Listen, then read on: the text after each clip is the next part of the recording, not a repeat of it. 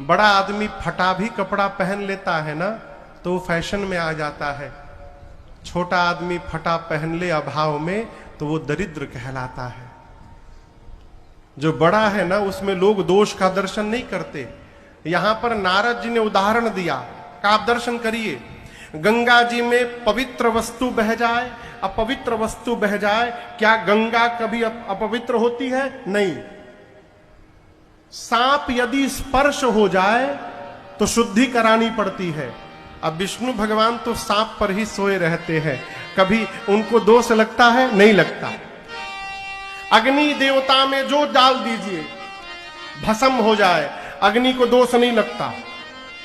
सूर्य की किरणें सब पर समान रूप से पड़ती है, पवित्र पर भी अपवित्र पर भी सूर्य में दोष नहीं लगता। हिमांचल जी बोले ये तो उनकी बात है, उनसे मेरे बेटी के पति का क्या लेना देना। नारद जी बोले यदि ये चारों समर्थवान हैं और इनमें दोष नहीं लगता तो जो इन चारों को अपने में धारण करके बैठा है वो महाराज महासमर्थवान है, उसमें कदापि दोष नहीं लगेगा। हृदय में भगवान श्री हरि विराजमान है, सिर पर मां गंगा विराजमान है, एक तीन में से एक नेत्र अग्नि है, एक सूर्य है। शंकर भगवान में सूर्य भी विराजमान है, अग्नि भी है, भगवान हरि भी है और गंगा जी भी है। भगवान शंकर महासमर्थवान है, उनमें दोष लगने वाला नहीं है। मैं यही कहने के लिए आया हूं महाराज, यदि आपकी बेटी तपस्या करेंगी ना तो भगवान शंकर अवश्य प्राप्त होंगे। मां पार्वती सुनी गई, हजारों वर्ष मां ने कठोर तपस्या किया है।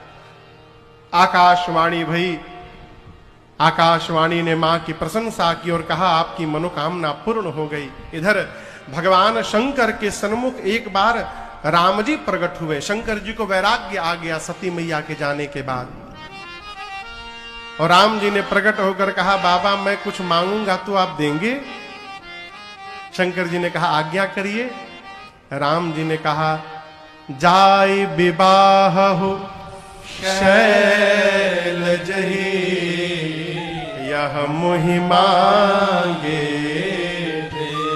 मैं यही मांगता हूं, आप जाकर के पार्वती जी से विवाह करिए। यहां ये प्रसंग आप दर्शन करिए। राम जी आप पूरा चरित्र पढ़िएगा।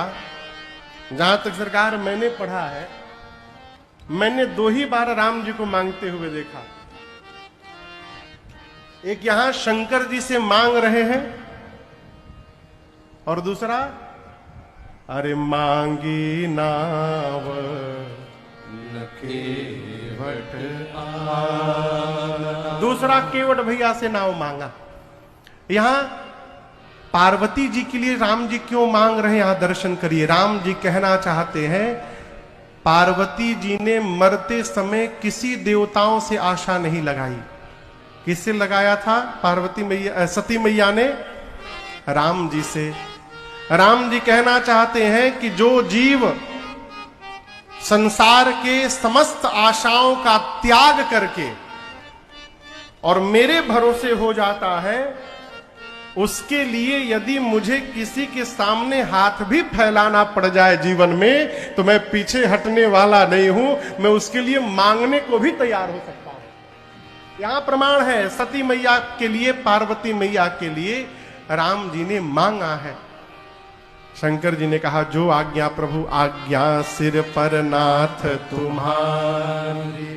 राम जी के जाने के बाद शंकर जी ने सप्तऋषियों को भेजकर पार्वती जी की निष्ठा का पता लगाया, और जब पार्वती जी की निष्ठा का पता चला बाबा इतने गदगद हुए, समाधिस्थ हो गए।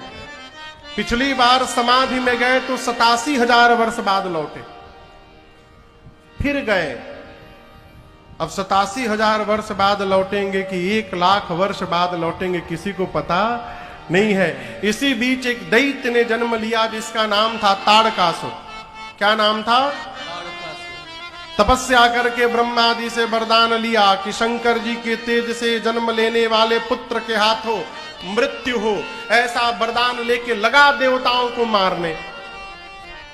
इंद्र सभी देवताओं को लेकर पहुंचे ब्रह्मा जी के पास, जाकर बोले ब्रह्मा जी मरेगा कैसे, ये मर ही नहीं रहा है।